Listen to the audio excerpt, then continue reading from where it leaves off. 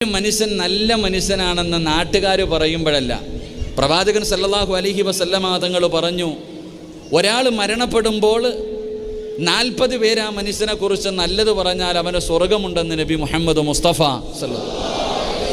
മറ്റൊരു ഹദീസിൽ പറയുന്നു, പ്രവാചകൻ സല്ലല്ലാഹു അലൈഹി വസല്ലമ തങ്ങൾ പറഞ്ഞു, ഒരാൾ മരിക്കുമ്പോൾ അവൻ്റെ വീടിൻ്റെ ചാരത്തുള്ള അവൻ്റെ അയൽവാസികളിൽപ്പെട്ട 4 വീട്ടുകാർ ഓൻ നല്ലവനാണെന്ന് പറഞ്ഞാൽ ഓൻ രക്ഷപ്പെട്ടെന്ന് നബി മുഹമ്മദ് മുസ്തഫ സല്ലല്ലാഹു. അപ്പോൾ എൻ്റെ പ്രിയപ്പെട്ട സഹോദരങ്ങളെ, ഒരു മനുഷ്യൻ ജീവിച്ചിരിക്കുമ്പോൾ ആ മനുഷ്യൻ നല്ലവനാണോ, ആ മനുഷ്യൻ്റെ യഥാർത്ഥ സ്വഭാവങ്ങളും ഗുണങ്ങളും അറിയുന്നത് ആർക്കാ?